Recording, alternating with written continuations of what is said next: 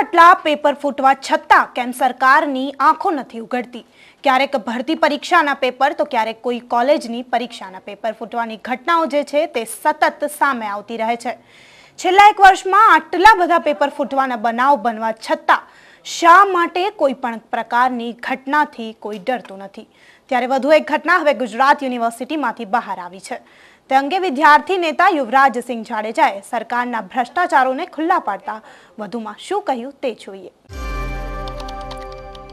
ફરી એક વખત ગુજરાતના જે વિદ્યાર્થીઓ છે એના ભવિષ્ય સાથે ચેડા થઈ રહ્યા છે। જી હા, જે ગુજરાત યુનિવર્સિટી દ્વારા જે કહી શકાય બીએસસી સેમેસ્ટર 6 ની જે પરીક્ષા છે એ પરીક્ષામાં આવતીકાલે જે બોટનીનો વિષય 309 નંબરનો હતો તેની પરીક્ષા આવતીકાલે લેવામાં આવનાર હતી, એનું પ્રશ્નપત્ર આજને દિવસે આપી દેવામાં આવે છે। એટલે આ ઘોર બેદરકારી એ ફરી એક વખત ગુજરાત યુનિવર્સિટીની જે લાલિયાવાડી છે એ સામે આવી રહી છે।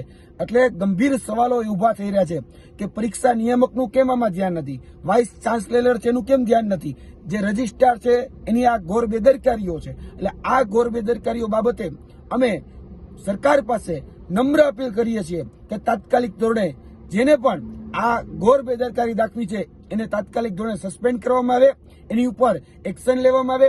આ રીતે ક્યાં સુધી વિદ્યાર્થીઓના ભવિષ્ય સાથે ચેડા ચલવી લઈએ?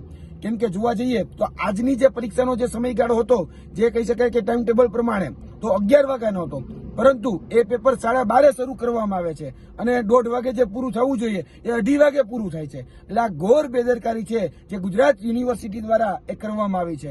અને આ રીતે જે લાલિયાવાડી છે, આ રીતે જે બેદરકારી છે એ ફક્ત આ રીતે નહીં, ઘણી બધી જગ્યાએ જે વિદ્યાર્થીઓના ભવિષ્ય સાથે ચેડા કરે છે। એટલે આ પ્રકારે વિદ્યાર્થીઓ જરા પણ આને સહન નહીં કરે। જો આની ઉપર એક્શન લેવામાં નહીં આવે તો ચોક્કસપણે કહીએ છીએ કે અમારે ગુજરાત યુનિવર્સિટીનો જો ઘેરાવ કરવો પડે તો અમે એનો પણ ઘેરાવ કરીશું અને આનો જવાબ આપીશું।